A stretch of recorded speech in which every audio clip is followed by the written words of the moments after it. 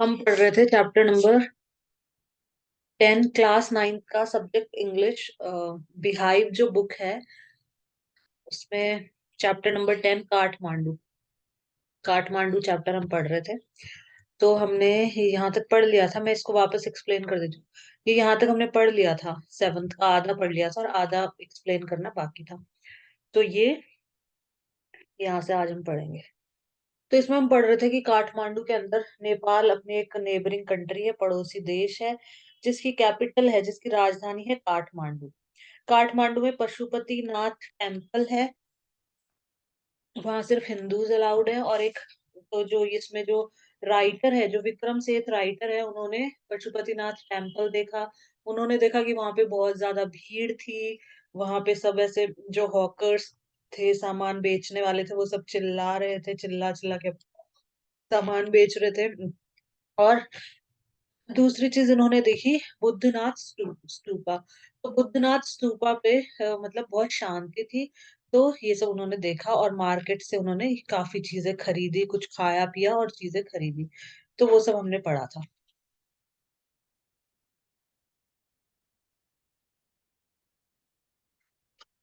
तो आज हम पढ़ेंगे यहाँ से। It weaves its own association, yet to hear any flute is, it seems to me, to be drawn into the commonality of all mankind, to be moved by music closest in its phrases and sentences to the human voice. Its motive force to is living breath. It too needs to pause and breath before it can go on. मतलब इसमें अपन क्या करते हैं, बांसुरी कैसे बजाते हैं, pause करते हैं। मतलब it too needs to pause and breath before it can go on. बांसुरी बजाते हैं अपन, बीच में सांस लेते हैं, फिर बजाते हैं। ठीक है। तो ये बस इसी तरीके से लिख रखा है कि जो फ्लूट है, चलो ये समझा देती हूँ मैं पूरा। It has it specific fingering and compass. जो ये जो जितने भी म्यूजिकल इंस्ट्रूमेंट है, जैसे चाइनीज फ्लूट हो गई और ये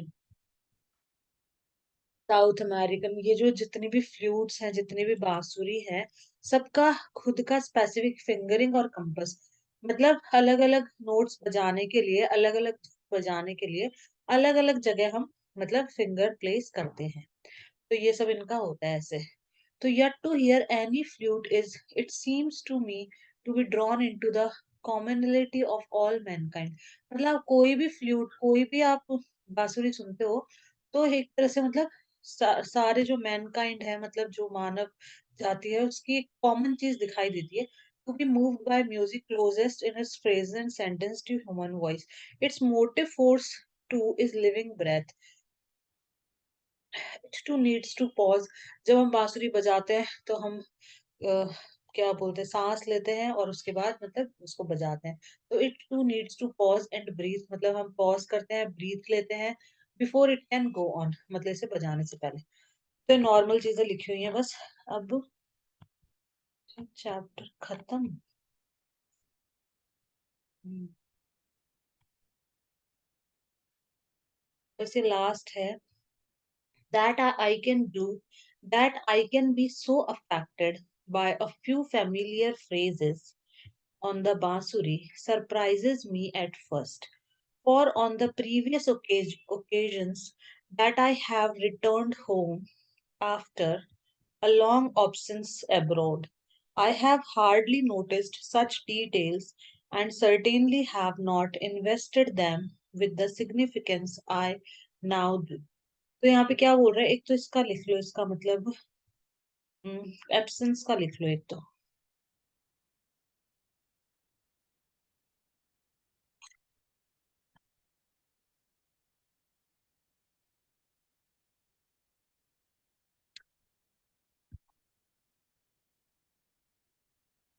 the fact of something somebody not being there lack, किसी वस्तु या व्यक्ति के किसी स्थान पर न होने का तथ्य, अनुपस्थिति, अभाव, कमी। A time when somebody is away from somewhere, the fact of being away from somewhere। तो ये क्या कह रहे हैं यहाँ पे, that I can be so affected by a few familiar phrases on the बांसुरी। मतलब बांसुरी पे कुछ familiar phrases थे, कुछ कुछ जानी पहचानी टोन होती है ना, जानी पहचानी, जैसे जो बांसुरी बजाते तो कोई जाना पहचाना जो गाना होता है। तो उसके लिए कह रहा है ये कि that I can be so affected by a few familiar phrases on the बांसुरी। बांसुरी पे कुछ फैमिलियर फ्रेजेस थे जिन्हें मतलब मैं जानता था, तो मैं उनसे इतना अफेक्टेड, उतना प्रभावित हुआ था, और उन्होंने मुझे सरप्राइज करा था पहली बार। For on the previous occasion that I have returned home after a long absence abroad, I have hardly noticed such details and certainly have not invested them with the significance I now do.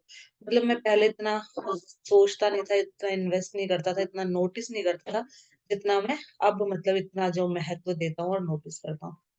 तो ये हो गया chapter खत्म। Vikram Seth N extract from Heaven lake. Extract होता है मतलब ये जो बुक है ना, हेवन लेक जो बुक है, इसका कुछ पार्ट यहाँ पे इन्होंने मतलब बताया है। पूरी बुक में पूरा अच्छे से डिस्क्राइब कर रखा है। इस बुक का कुछ हिस्सा एक्सट्रैक्ट होता है, उसका कुछ हिस्सा, किताब का कुछ हिस्सा यहाँ पे एक्सट्रैक्ट, देखो लिख लो, यहाँ से भी लिख लो इसको। ये वाला आएगा अपना, a part of a book, piece of music, etc., that has often been specially chosen to show something। पुस्तक आदि से विशेष प्रयोजन से लिया गया अंश, मतलब एक तरह से भाग, उस जो नोवेल, जो पूरी जो नोवेल है हेवन, हेवन लेक, उसका थोड़ा सा पार्ट है, बस वो दिया है यहाँ पे।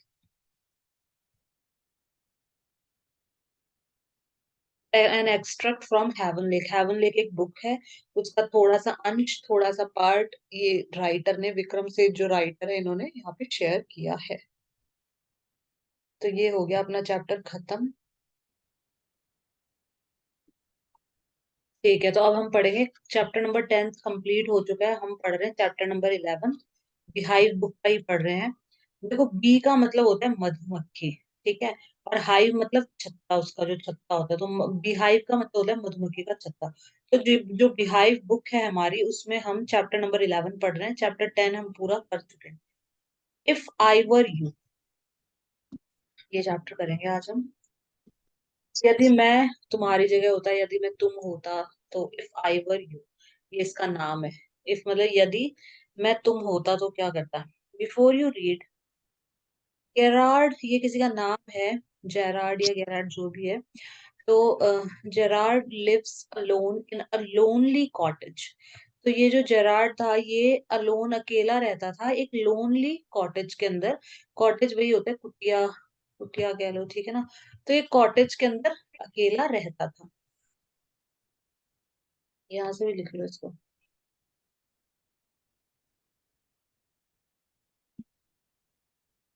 कॉटेज मतलब कुटिया, a small and usually old house, specially in the country, देहाती इलाके में बना छोटा प्राय पुराना घर या कुटिया।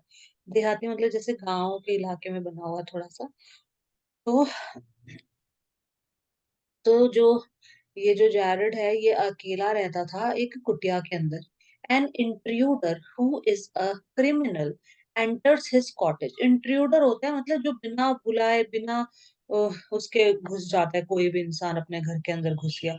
जैसे जो मीडिया होता है बिना बुलाए आ जाता है ना कहीं पे भी, तो इंट्रूडर उनको बोलते हैं, जो जैसे इसमें क्रिमिनल था, चोर था, वो घुस गया उसके घर में। तो इंट्रूडर का यहाँ से भी लिख लो।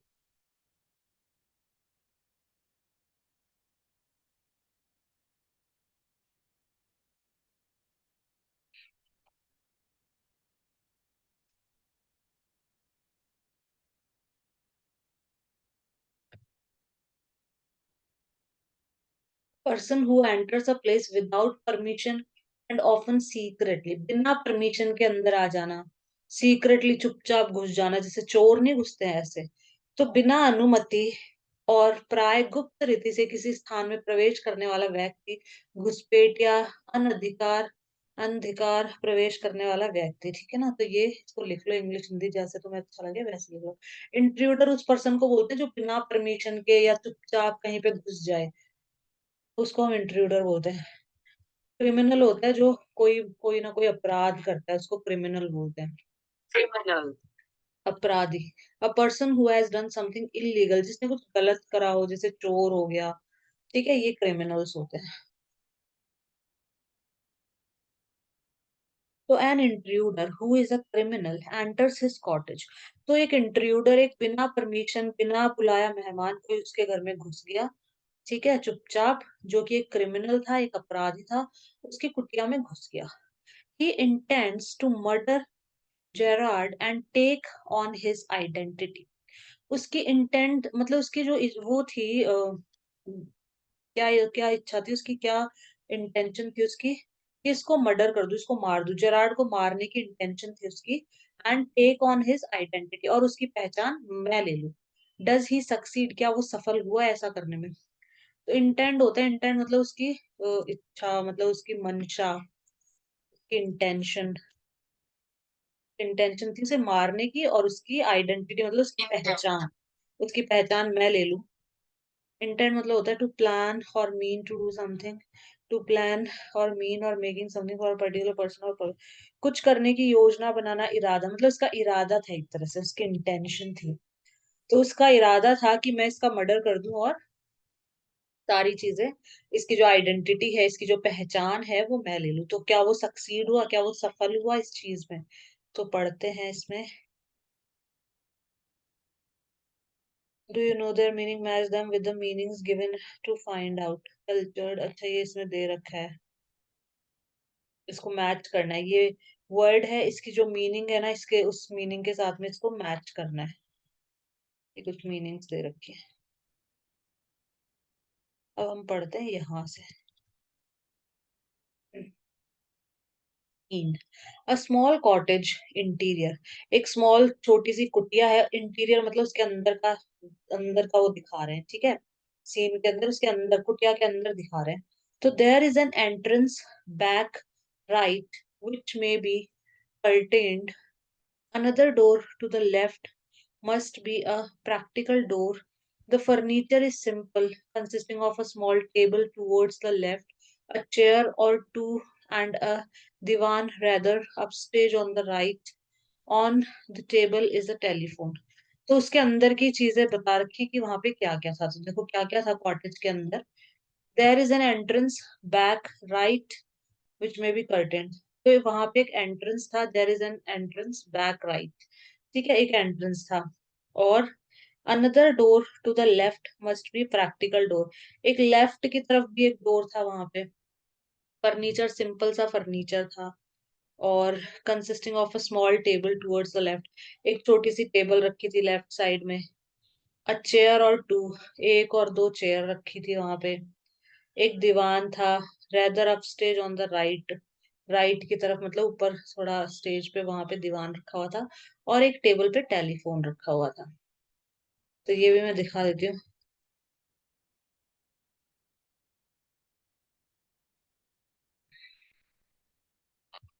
A type of bed with only a thick base to lie on but no frame at either end। दीवान एक तरह का बेड होता है, एक प्रकार का पलंग जिसका तख्ता सख्त और दोनों सिरे खुले होते हैं। इमेज दिखा देती हूँ मैं इसकी, ठीक है। ये एक तरह का बेड होता है, तो एक मतलब चारपाई थी, तरह का बेड होता है, ठीक है ना, इसको दीवान बोलते हैं। इसकी और इमेजेस में दिखा देती हूँ तुम्हें एक बार, मीनिंग लिखने के बाद आएगी इसकी। Type of bed with only a thick base to lie on but no frame at either end, मतलब साइड में कोई वो नहीं होते इसके,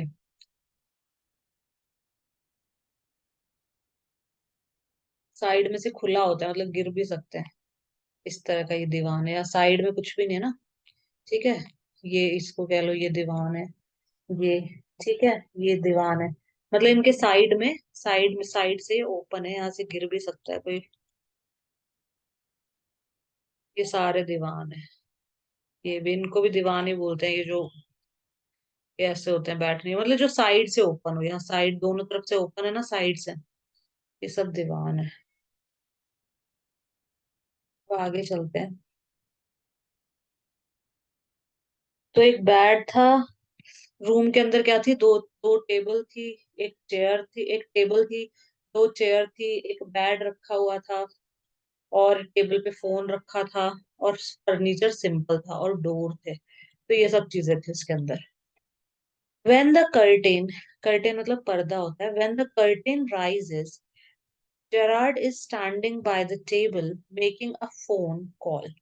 जब कर्टेन मतलब ऊपर उठाया गया, मतलब जो जहाँ पे सब देखते नहीं रहते हैं, लोग सिनेमा हॉल में देखने जाते हैं, तो जब कर्टेन को ऊपर उठाया, मतलब जैसे पूरी पब्लिक बैठी हुई है, लोग बैठे हुए हैं देखने के लिए, स्पेक्टेटर्स बैठे हुए हैं देखने के लिए, और मंच से जैसे ही कर्टेन ऊपर हुआ, तो कर्टेन हटाया, जैसे राइज हुआ, कर्टेन ऊपर की तरफ हुआ, तो क्या क्या सीन दिखाया गया था? ये सीन दिखाया कि जो जेरार्ड था वो खड़ा था टेबल के पास में, standing by the table. Bye the table का मतलब होता है टेबल के पास में खड़ा हुआ था, और वो फोन फोन कॉल कर रहा था, किसी को कॉल कर रहा था। ठीक है, फिर आगे। He is of medium height. जो ये जेरड था, ये मीडियम हाइट का था, मतलब ज्यादा लंबा नहीं था, ज्यादा छोटा भी नहीं था। And wearing horn rimmed glasses, और इसने मतलब चश्मा पहन रखे थे, हॉर्न रिम्ड ग्लासेस पहन रखे थे। He is dressed in a lounge suit and a greatcoat. एक लॉन्च सूट पहन रखा था, और ग्रेट मतलब कोट, एक कोट पहन रखा था लंबा सा। हिज वॉइस इज कल्चर्ड, और उसकी जो आवाज थी वो मतलब सभ्य आवाज थी, एक तरह से कल्चर्ड वॉइस थी उसकी। तो ये भी चलो मैं दिखा देती हूँ तुम्हें एक बार। ऑन रिम्ड ग्लासेस दिखा देती हूँ मैं।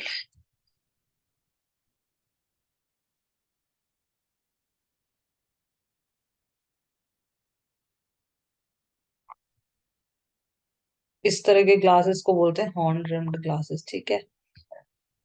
इसका मतलब बता देती हूँ। Glasses meaning, glasses definition and meaning. The meaning of horn rimmed glasses is eye glasses with frames made of a plastic that resembles the hard material of which horns are made. Horns होते हैं सींग, जो सींग नहीं होते उनके, animals के सींग होते हैं ना। तो ये हॉर्न रिम्ड ग्लासेस का मतलब होता है ऐसे आई ग्लासेस जिनका जो फ्रेम है, ये होता है अपना फ्रेम, ये जो बाहर वाला जो फ्रेम है, ये पूरा, इसको हम बोलते हैं फ्रेम। तो ये जो फ्रेम है, ये किसका बना होता है? प्लास्टिक का बना होता है। ये पूरा जो फ्रेम है प्लास्टिक का बना होता है। That resembles the hard material of which horns are made. तो ये एक तरह से हार्ड मटेरियल की तरह दिखाई देता है, जैसे हॉर्न नहीं, जो सींग होते हैं ना एनिमल्स के, वो वैसे उनके जैसे ही दिखाई देता है ये भी। तो ये थोड़ा हार्ड दिखाई देता है, मतलब प्लास्टिक का बना होता है। तो ये हॉर्न रिम्ड ग्लासेस ये वाले हैं, ठीक है। और ये भी दिखा देती हूँ। ने लॉन्च लॉन्च सूट पहन रखा था, और उसके ऊपर एक बड़ा सारा कोट पहन रखा था।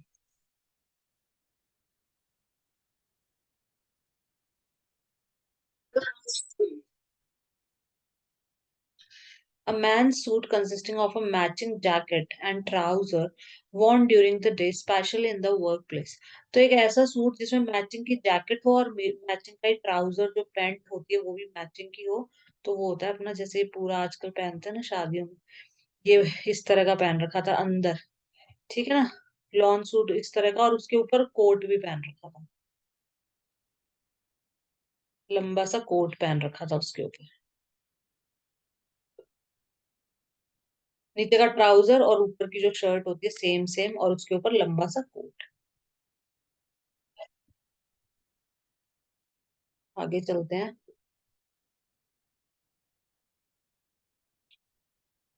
मैचिंग जैकेट और ट्राउजर, और इस पे जैकेट। तो ये सब उसने पहन रखा था, और उसके ऊपर कोट पहन रखा था। और हिज वॉइस इज कल्चर्ड। अब जैरेड जैरेड क्या बोल रहा है? Well, tell him to phone up directly, I must know. Yes, I expect I will still be there, but you must not count on that. In about 10 minutes time, right ho, goodbye. तो ये phone पे बात कर रहा है, phone पे ये क्या कह रहा है कि tell him to phone up directly, कि उसको बोलो कि वो डायरेक्टली फोन करे, मतलब किसी से बात कर रहा है ये। आई मस्ट नो, मुझे पता होना चाहिए। फिर कह रहा है yes I expect I will still be there, मतलब मैं आशा करता हूँ कि मैं वहीं रहूंगा। But you must not count on that, in about 10 minutes time, मतलब 10 मिनट में मैं वहां पे होऊंगा। राइट हो, गुड बाय, इस तरह से कुछ फोन पे किसी से बात कर रहा है मतलब। अब आगे, he puts down the phone, वो फोन को रख देता है, and goes to the divan on the left, और लेफ्ट साइड में जो उसका दीवान है, जो बेड है या जो सोफा है, वहां पे वो चला जाता है। Where there is a travelling bag, तो वहां पे एक ट्रैवलिंग उसका बैग है जिसको लेकर वो ट्रैवल करता है, यात्रा करता है, तो उसका बैग है वहां पे। एंड स्टार्ट्स पैकिंग, और उस बैग में वो पैक करना, सामान चीजें पैक करना चालू कर देता है। Whilst he is thus engaged, another man, similar in build to Gerard, enters from the right silently. जब वो इस काम में engaged था, engaged का मतलब होता है अपन किसी काम के अंदर व्यस्त है, ठीक है। तो जब वो अपना पैकिंग में व्यस्त था, पैकिंग के काम में व्यस्त था, तब क्या हुआ, एक दूसरा आदमी, similar in build, similar in build का मतलब होता है सेम टू सेम, जेरार्ड के जैसा ही, मीडियम हाइट का, उसके जैसा ही मोटा पतला, जैसा भी जेरार्ड था ना, उसके जैसी ही बिल्ड का एक आदमी एंटर करता है राइट साइड से, साइलेंटली, चुपचाप एकदम, रिवॉल्वर इन हैंड, और उसके हाथ में रिवॉल्वर होती है, गन होती है। He is flashily dressed in an overcoat and a soft hat. तो उसने भी एक ओवरकोट, ओवरकोट होता है जो लंबा सा कोट पहनते हैं, वो ओवरकोट उसने पहन रखा था, और एक हैट पहन रखी थी सॉफ्ट सी। He bumps accidentally against the table. वो मतलब एक्सीडेंटली होता है कि जानबूझ के ना होना, ठीक है। तो वो एक्सीडेंटली टेबल से टकरा गया, एक्सीडेंटली, वो चुपचाप घुसने की कोशिश कर रहा था कि शोर ना हो, चुपचाप घुस जाओ अंदर, बट वो टेबल से टकरा गया। And at the sound Gerard turns quickly, और जब आवाज हुई तो जेरार्ड फटाफट टर्न हुआ, देखा ये क्या हुआ, ये कैसी आवाज हुई, ठीक है। अब आगे चलते हैं। क्विकली का मतलब होता है जल्दी, टर्न मतलब मुड़ के देखना, जल्दी से उसने मुड़ के देखा, देखो यहाँ पे ये रहा, ये अपने पैकिंग में इंगेज है, पैकिंग में बिजी है, व्यस्त है, और यहाँ से एक ये इंट्रूडर है, क्रिमिनल है जिसके हाथ में रिवॉल्वर है, ये साइलेंटली एंटर कर रहा था। ये रहा दीवान इसका, देखो ये इसका दीवान है, मतलब इसका ये बैड सा, ठीक है। तो ये टेबल से टकरा गया, और ये पीछे पलटा, तो इसने देखा, फिर क्या देखा इसने, देखो, हाँ, Jared pleasantly, why this is a surprise mister, तो फिर ये जाराड क्या बोलता है, why this is a surprise, मतलब ये एक सरप्राइज है। तो मिस्टर मतलब इसको, इसका क्या नाम है, मिस्टर, इस तरह से बोलता है। तो इंट्रूडर क्या क्या बोलता है, I am glad you are pleased to see me, तो इंट्रूडर कहता है कि मुझे खुशी हुई कि तुमने मुझे देखा, तुमने मुझे देख लिया। I don't think you will be pleased for long, मुझे नहीं लगता कि तुम ज्यादा देर तक मतलब खुश रह पाओगे। प्लीज होता है कि आपसे मिलके अच्छा लगा, तो मुझे नहीं लगता कि तुम्हें ज्यादा लंबे समय तक मतलब अच्छा लगेगा। पुट दोज पॉज अप, मतलब अपने जो पॉज होता है, एक तरह से पॉज पंजे के लिए यूज किया जाता है जो एनिमल्स के होते हैं, तो ये हाथों के लिए कह रहा है कि इनको ऊपर कर लो। यहाँ से भी दिखा देते हैं, देखो।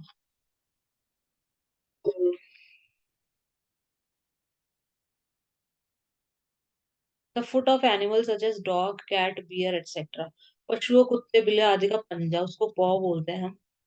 और used about an animal to touch और scratch something, somebody something several time with a paw। तो ये इन्होंने ह्यूमंस के लिए यहाँ पे यूज कर दिया है कि अपने जो पॉज है, मतलब अपने हाथों को ऊपर करो, इसने ऐसे बोला इंट्रूडर ने। इंट्रूडर ने बोला कि मुझे खुशी है कि तुमने मुझे देख लिया, बट तुम्हारी खुशी ज्यादा देर तक नहीं रहेगी, अपने हाथों को ऊपर करो, ये बोला इसने। जैरेड क्या बोल रहा है, दिस इज ऑल वेरी मेलो dramatic, not very original, perhaps, but, तो ये जैरेड कह रहा है कि बहुत ही मेलो ड्रामा हो रहा है, मतलब ये सब कुछ मेलो ड्रामा है, कुछ भी ओरिजिनल नहीं लग रहा है शायद, है ना, इस तरह से बोल रहा है। इंट्रूडर क्या कह रहा है, ट्राइंग टू बी काम, एंड इंट्रूडर काम है मतलब शांत है, और जैरेड क्या बोला वापस फिर, nonchalant is your word I think, nonchalant का मतलब पहले भी हमने पढ़ा था, नॉन चैलेंट होता है मतलब केयरलेसली अपन कुछ कह दें कि हाँ, मतलब ध्यान ना देना किसी की बात पे, ऐसा। नॉट फीलिंग और शोइंग इंटरेस्ट, मतलब इंटरेस्ट नहीं शो करना, ठीक है, और एक्साइटमेंट अबाउट समथिंग। कि हाँ ठीक है, इस तरह से मतलब ज्यादा इंटरेस्ट नहीं शो करना, एकदम ज्यादा केयरफुल नहीं होना। नॉट फीलिंग और शोइंग इंटरेस्ट और एक्साइटमेंट अबाउट समथिंग।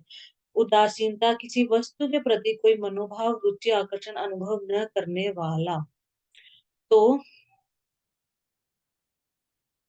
किसी में कोई इंटरेस्ट ना दिखाना, कोई फीलिंग शो ना करना। तो Jared, nonchalance is your word I think. Intruder, thanks a lot, you will soon stop being smart, I will make you crawl, I want to know a few things. तो intruder क्या कह रहा है कि thanks a lot, you will soon stop being smart, मतलब तुम अभी smart होना अभी बंद हो जाएगा तुम्हारा, तुम ज्यादा स्मार्ट बन रहे हो ना, मतलब ये बोल रहा था ना इसको कि मेलो ड्रामा हो रहा है, ओरिजिनल नहीं, इस तरह से बोल रहा है।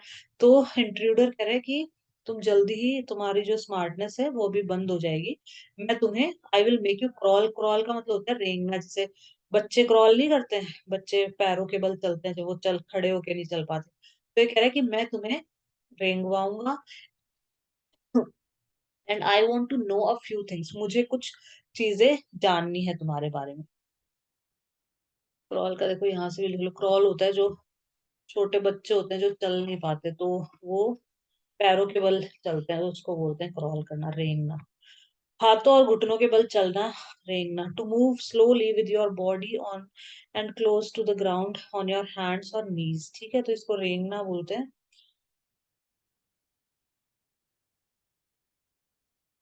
तो इंट्रूडर कह रहा है कि स्मार्ट बनना बंद कर दो, अभी तुम्हारा स्मार्ट बनना बंद हो जाएगा। मैं तुम्हें मतलब नीचे रेंगवाऊंगा, और मुझे तुम्हारे बारे में कुछ चीजें जाननी है। You will soon stop being smart, I will make you crawl. फिर जैरेड क्या बोल रहा है यहाँ पे? जैरेड कह रहा है एनीथिंग यू लाइक, मतलब जैसा तुम्हें अच्छा लगे, जो भी तुम्हें अच्छा लगे। I know all the answers, मुझे सारे आंसर्स, जवाब पता है। But before we begin, I should like to change my position.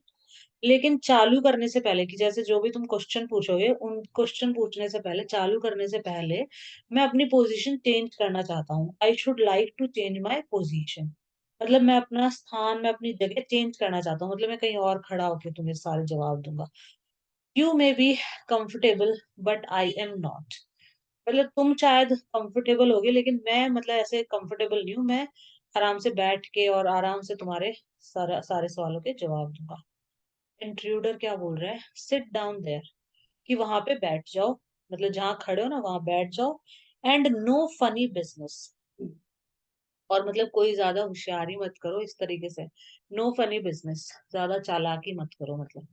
Motions to a chair and seats himself on the divan by the back, तो वो खुद तो दीवान पे बैठ जाता है। Motions to a chair and seats himself on a divan by the back, तो back के पास में, दीवान के ऊपर जो बैग रखा था, या दीवान के पास में कोई बैग रखा हुआ था ना, तो वो यहाँ बैठ जाता है। Now then we will have a nice little talk about yourself, तो वो कहता है कि चुपचाप वहां बैठ जाओ और हम तुम्हारे बारे में थोड़ी बहुत बातें करेंगे।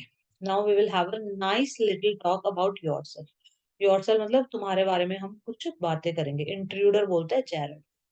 जैरेड क्या बोल रहा है? At last, a sympathetic audience. I will tell you the story of my life. तो जेरार्ड कह रहा है कि at last a sympathetic audience, audience होता है सुनने वाला, स्पेक्टेटर्स होते हैं जो देखते हैं, और ऑडियंस होते हैं सुनने वाले। तो ये कह रहा है at last a sympathetic audience, sympathy होता है किसी से, मतलब अ, किसी को सिंपथी देना कि हाँ ठीक है सब कुछ अच्छा हो जाएगा, ऐसे। एक और यहाँ से लिख लो तुम इसको, सहानुभूति देना, मतलब किसी को सहानुभूति, समर्थन। An understanding of other people's feelings, specially their problem, मतलब दूसरे लोगों की फीलिंग्स को समझना, उनकी प्रॉब्लम्स को समझना। सहानुभूति, हमदर्दी, इसको हम बोलते हैं सिंपैथी। दूसरों की भावनाओं को, उनकी समस्याओं को, प्रॉब्लम्स को समझना। तो ये कह रहा है at last a sympathetic audience, मतलब एक तरह से तुम मतलब सिंपैथेटिक ऑडियंस हो, तो I will tell you the story of my life, मैं तुम्हें अपनी लाइफ की स्टोरी बताता हूँ। How, as a child, I was stolen by the gypsies. जब मैं बच्चा था तो मतलब मुझे चुरा लिया गया था। जिप्सीज जो लोग होते हैं उन्होंने चुरा लिया था। जिप्सीज होते हैं जो मतलब एक जगह से दूसरी जगह जो घूमते नहीं रहते ये गाड़ी में अपना सामान लेके, तो उनको बोलते हैं। जो बंजारे होते हैं जैसे ये गाड़ियों में अपना सारा सामान अपने भेड़ बकरी सब रख के और चले जाते हैं एक जगह से दूसरी जगह। A member of a race of people who traditionally spend their lives traveling around from place to place, living in caravans. पहिएदार घरों के साथ स्थान स्थान पर घूमने वाली जाति का सदस्य जिप्सी, घुमंत, खानाबदोश, बंजारा। ठीक है। अपन अपने यहाँ पे बंजारा बोला जाता है इनको, जो एक जगह से दूसरी जगह घूमते रहते हैं और अपने एक गाड़ी लेके। तो इसने बोला कि जब मैं बच्चा था तो मुझे चुरा लिया था, जिप्सीज ने मुझे चुरा लिया था। And why at the age of 32 I find myself in my lonely Essex cottage. और जब मैं 32 एज का था तो मैं मतलब एक लोनली कॉटेज के अंदर यहाँ पे मतलब मैंने खुद को पाया इधर। Why at the age of 32 I find myself in my lonely Essex cottage, तो मैंने खुद को इस कॉटेज के अंदर पाया। अभी लिख लो यहाँ से।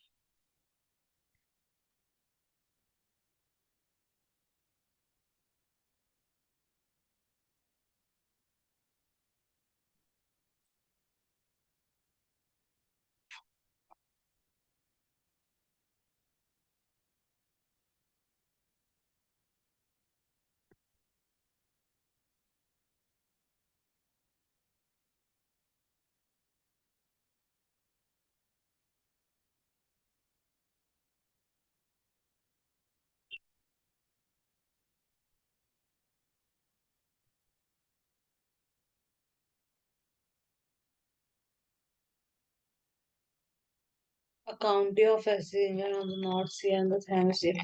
हाँ मतलब मैंने अपने आप को स्कूटिया के अंदर पाया, इसने ये बोला। ठीक है। इंट्रूडर क्या बोल रहा है, keep it to yourself, ये सब चीजें अपने पास रखो, मुझे ये सब नहीं जानना। And just answer my questions, और जो मैं पूछूं सिर्फ उसका जवाब दो। यू लिव हियर अलोन, क्या तुम यहाँ अकेले रहते हो। वेल डू यू, क्या तुम यहाँ अकेले रहते हो, पूछ रहा है। तो जैरेड बोल रहा है, I am sorry, I thought you were telling me, not asking me. A question of inflection, your voice is unfamiliar। तो जैरेड क्या कह रहा है, एक तो इन्फ्लेक्शन का लिख लो यहाँ से पहले।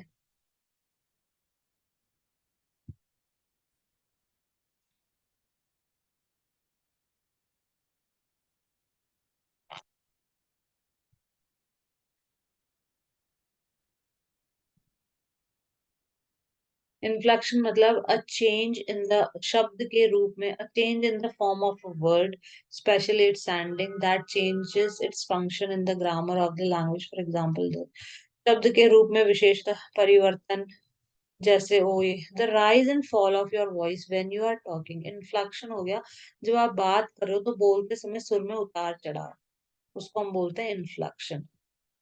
राइज और fall of your voice when you are talking, जब हम बात करते हैं तो धीमे तेज ऐसे बात करते हैं ना, लिए यूज किया गया है। या फिर a change in the form of a word to express function attribute such as tense, mood, person, number, gender, ये सब। Pitch in the voice. तो ये क्या कह रहा है यहाँ पे, जैरेड कह रहा है, आई एम सॉरी, मुझे माफ करो। I thought you were telling me, not asking. मुझे लगा कि तुम मुझे बता रहे हो ना कि पूछ रहे हो। I question, a question of inflection, your voice is unfamiliar. जो तुम्हारी वॉइस है ये अनफैमिलियर है, मतलब intruder with emphasis, do you live here alone. मतलब ये बात घुमा रहा था तो इंट्रूडर इसको बोलता है, एम्फेसिस होता है मतलब थोड़ा जोर लगा के। वो बोल रहा है डू यू लिव हियर, वापस पूछ रहा है क्या तुम यहाँ अकेले रहते हो। इसने सीधा सीधा जवाब नहीं दिया ना, तो इसने वापस पूछा। जैरेड कह रहा है, and if I don't answer, Jared कह रहा है अगर मैं आंसर ना दूं तो इंट्रूडर कह रहा है, you have got enough sense not to want to get hurt. तो इंट्रूडर कह रहा है कि तुम्हें इतनी तो सेंस होगी, इतना तो दिमाग होगा कि तुम जवाब दे दो, नहीं तो मैं तुम्हें मतलब एक तरह से हर्ट करूंगा, कुछ ना कुछ नुकसान पहुंचाऊंगा। तो you have got enough senses कि तुम्हें इतना सेंस तो होगा, इतना दिमाग तो होगा, not to want to get hurt, तुम हर्ट होना नहीं चाहोगे, मतलब तुम नहीं चाहोगे कि मैं तुम्हें हर्ट करूं, मैं तुम्हें मतलब मारूं। तो जैरेड बोल रहा है, I think good sense is shown more in the ability to avoid pain than in the mere desire to do so. What do you think?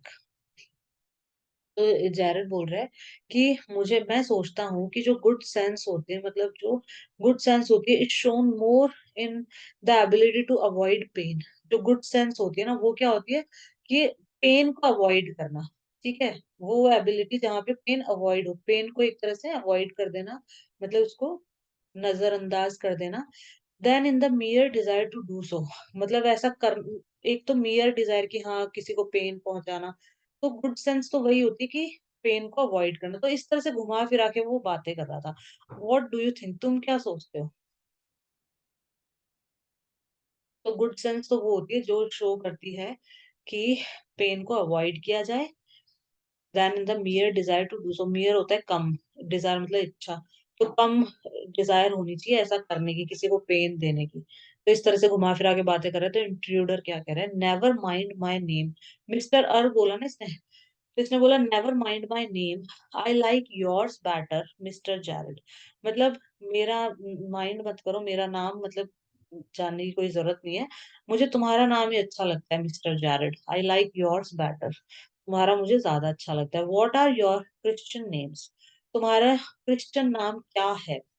Intruder पूछ रहा है जैरेड से।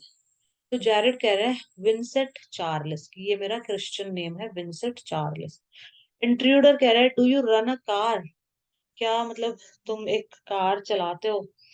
जैरेड, इसने बोला नो, नहीं।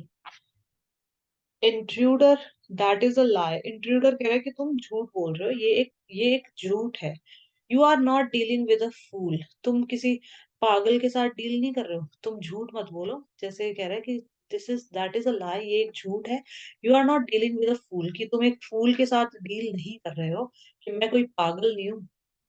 आई am as smart as you and smarter, मैं तुम्हारे जितना ही स्मार्ट हूँ, जितने तुम स्मार्ट हो ना उतना मैं भी smart, and smarter, and I know you run a car. Better be careful, wise guy. तो कह रहा है कि मुझे पता है तुम एक कार मतलब चलाते हो, कार रन करते हो। बेटर बी केयरफुल वाइज गाय, मतलब इसने बोला कि केयरफुल, सावधानी से उत्तर दो। ठीक है, गलत, मैं कोई पागल नहीं हूँ, ये मत सोचो कि तुम किसी पागल के साथ डील कर रहे हो, कि मैं कोई पागल हूँ।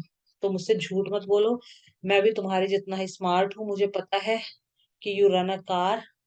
तो बी केयरफुल, है ना, थोड़ा सावधानी से आंसर दो।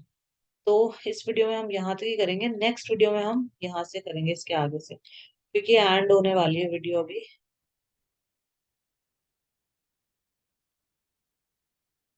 गाइस, इफ अगर आपको अच्छा लगा वीडियो तो प्लीज वीडियो को लाइक शेयर एंड मेरे चैनल को सब्सक्राइब कीजिएगा। Thanks for watching, have a nice day. इसके आगे से हम कल पढ़ेंगे, यहाँ से कल करेंगे।